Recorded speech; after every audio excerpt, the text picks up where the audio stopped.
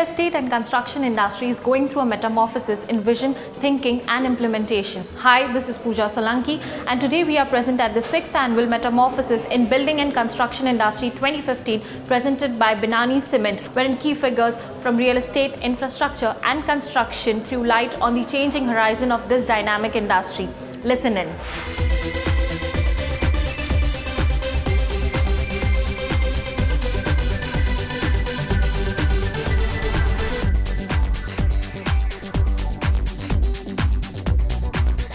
I would like to thank you all for coming here and joining us for discussing the industry woes, I would say, and the challenges ahead. Your experience, expertise and readiness to share your knowledge and ideas are highly valuable and needed. Let's look forward to a fruitful discussion, stimulating perception and observations during the course of the day. And before I hand over to Mr. Piyush Gandhi and Mansi, I would request the dignitaries, the panelists, to take the seats on the dais. Thank you. Good morning to all of you, and thank you, Ms. Tina Verma, for inaugurating this session. I have been participating in MMR session this year, probably is the third year. And a good part of all the sessions that I have attended is they really focus on industry issues, where industry is shaping up, how we are growing up in this sector, and what are the key challenges, how we can address this. Frankly speaking, real estate is as good as blank paper without cement and concrete. Because if you have a blank paper, you can really write a lot of good stuff in that. But unless you have that ink through which you write, it doesn't really make sense. It could be a barren land, as good as barren land.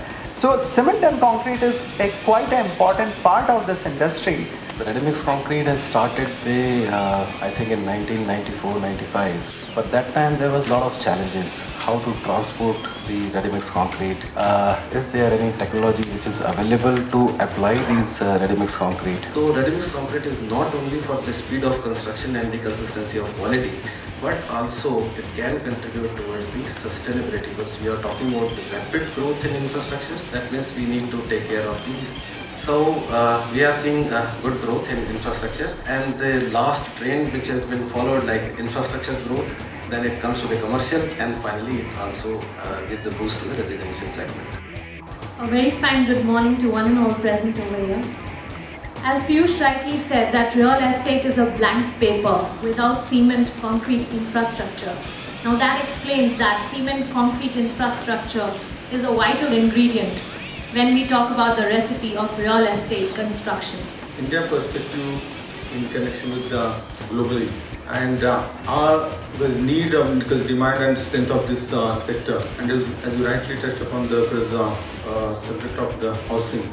From the inception, from the independence, because we're talking about roti kapada makan. PM has to do, or CM has to do, or some minister has to do.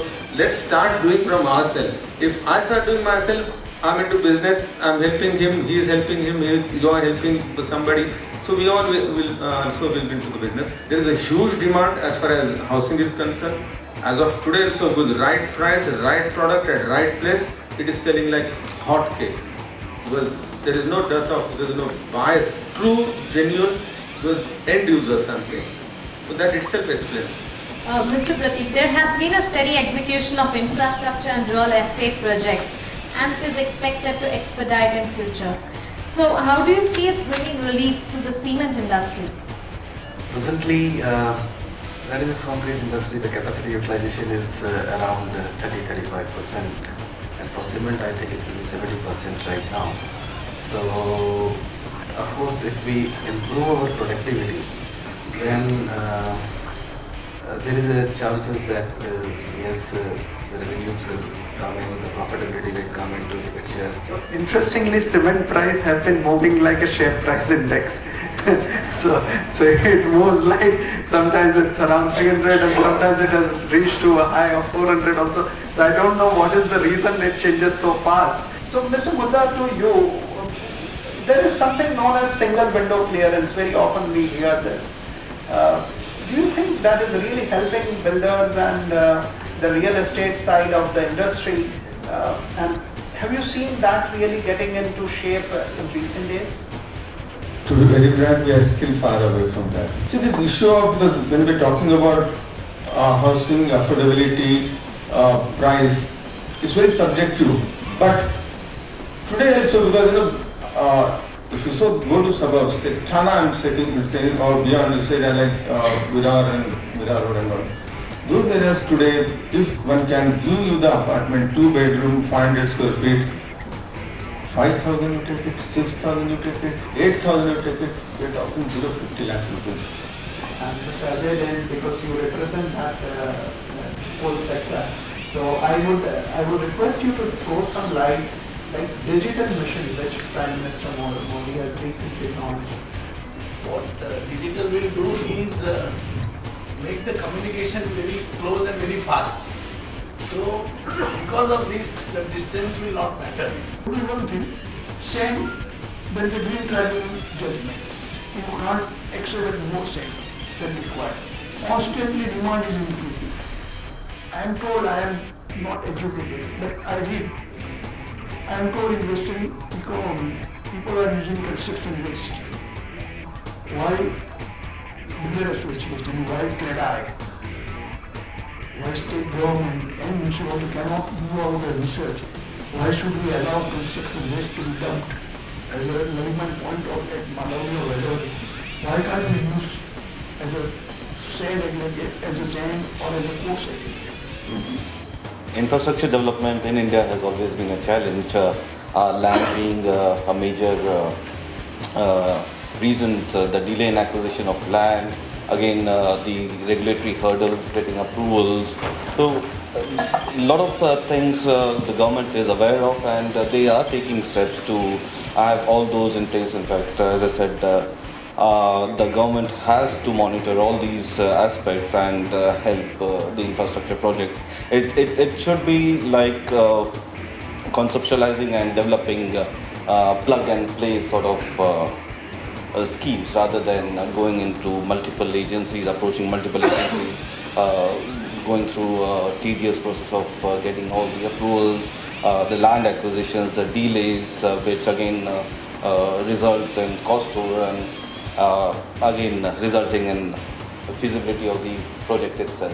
What are your thoughts? What do you see this industry coming around as an interior architect? There is a huge demand which has come up. The major challenge for everybody in this industry is to deliver better than the best. Who is not doing best?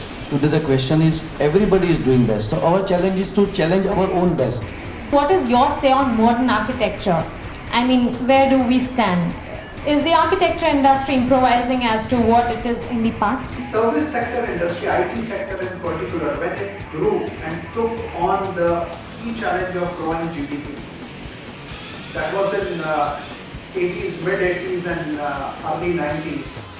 And frankly speaking, it were companies like TCS, Infosys, Wipro, all Indian, and many others in fact. I'm just naming first few, but all Indian companies. And we were at par with Globe. So that's what from my side will conclude this panel discussion. Many thanks to all the panelists. Very useful thoughts and knowledge shared by you. Thank you, Mansi, for being very good co-host. Thank you. Thank you, panelists. Thank you so much, audience.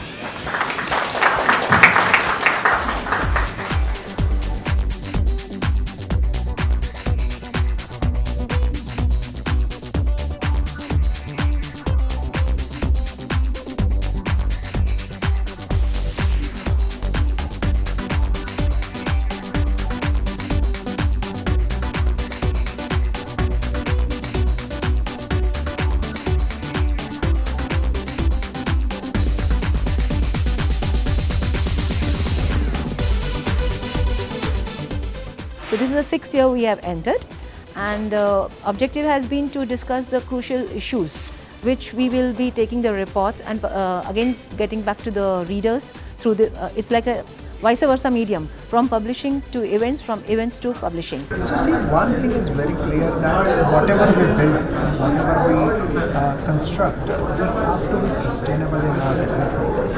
And when I say sustainable, it's a slightly a larger version of being green. because what we have to care for our future generations, and we have to also care for the health and comfort of people living in the premises that we develop. All the experts of cement, concrete, construction chemical experts together with the builders and developers, and to brainstorm the new things which are coming up in the market, which are there, and we sometimes hear from them, from media, from other sources, but we don't sit together and discuss. Real Estate Investment Trust is slated to be the game changer in real estate transactions. SEBI has issued the guidelines for the same last year. But interestingly, Pakistan is the first South Asian country to have a REIT. Let's hear in from the experts what they have to say about REITs in India. Welcome back everyone. Our next session is on analysis of infrastructure progress in India by Mr. Rajiv Pagayekar, Grant Advisor, AC Nexon. I thought each one of our panelists would talk for 5-6 minutes about how they feel about REITs.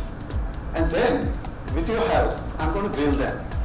There's actually too much, but starting with what panel one concluded, was that India is the only country from which has actually, from the agricultural country, has actually gone to a level of service sector contributing more than 30%.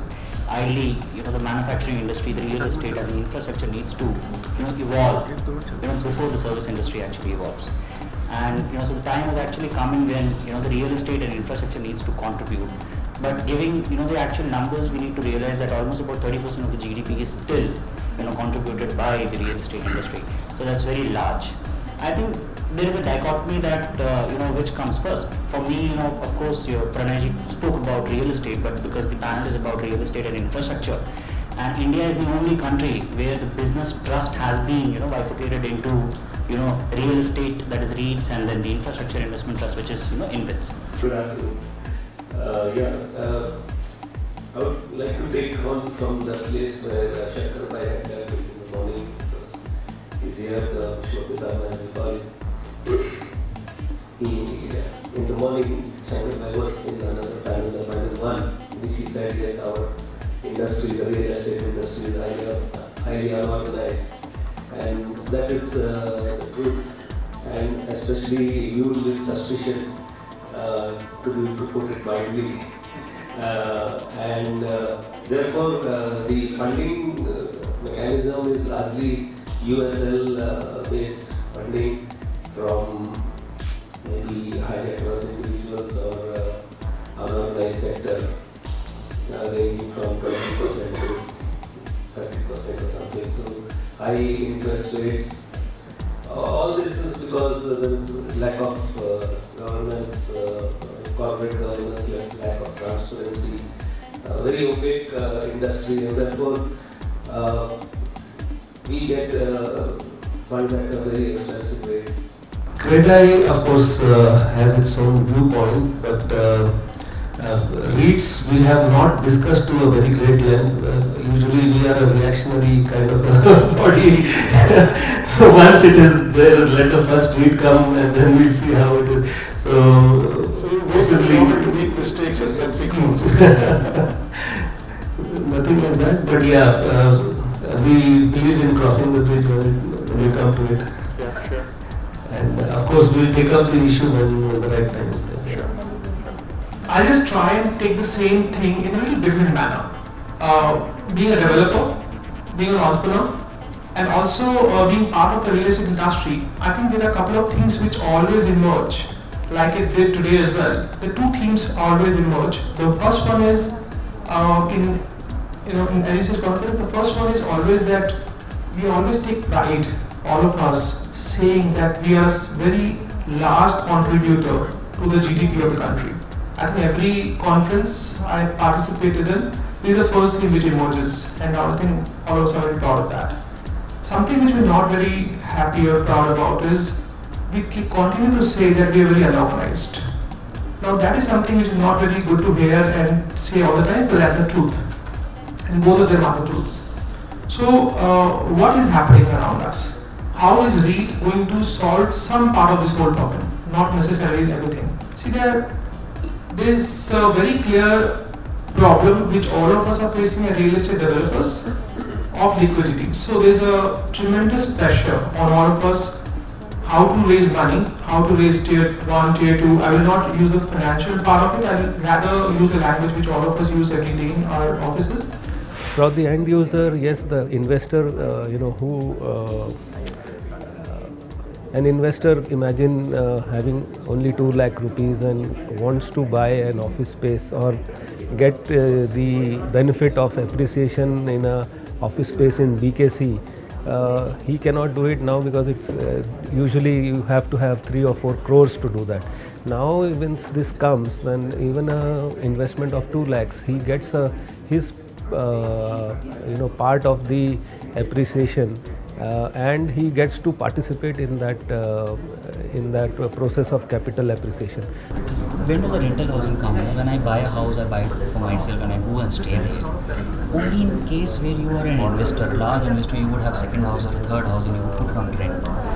Now, in Indian industry, the growth has not happened in a fashion that few towers are only dedicated for the rental housing perspective. The day that starts happening, the assets like these can actually become part of REIT. Because REIT is all about also evolving the property so that there is a capital appreciation. So uptake and upkeep of a property is also very important. It is sustainable. It is smart. It is more interactive.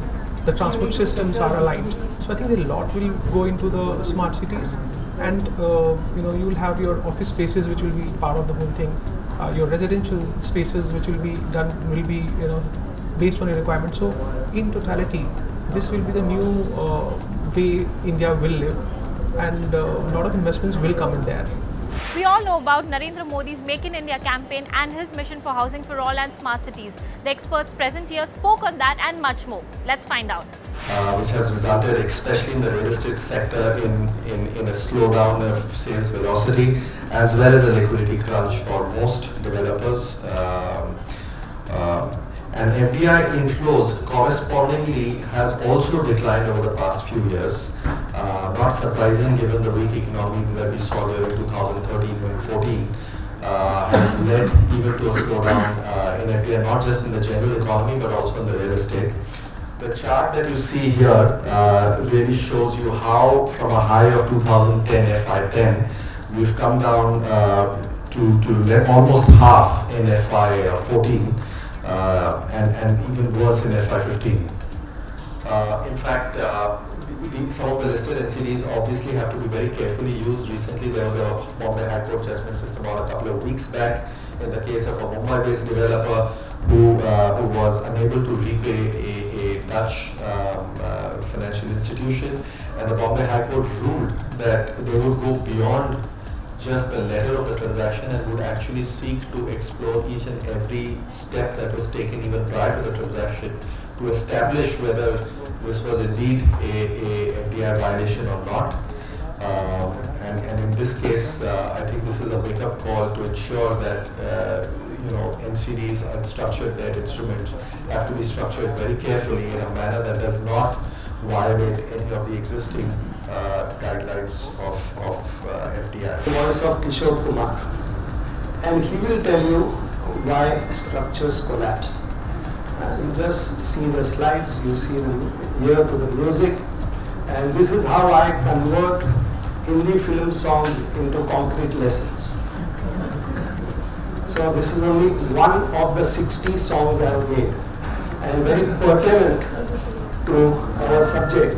And we are very used to Chalta Hai concept in India, and that's why even the building starts walking, music collapses.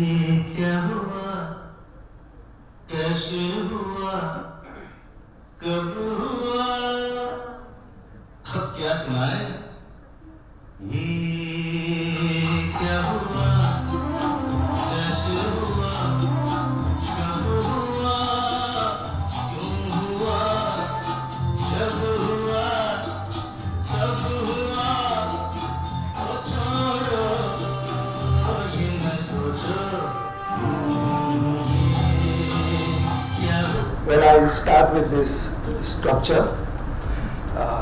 They used to call this building Akash Deep. We give very nice names, you know, Shiv Chandra and Akash Deep, and everything comes down. And this is one such building. It was a conventional structure, ground plus 2, good building. It was extended by 5 more floors by RCC columns from the outside. And it was constructed, this extension work, during the Antule cement scam. And bad materials, bad construction practices. It's not always that we have so many experts under one roof. But one thing is clear for sure. For any development project, the baseline remains go green and energy efficient. To know more about buildings and cities and real estate as a whole, stay tuned to Spin TV. Goodbye and take care.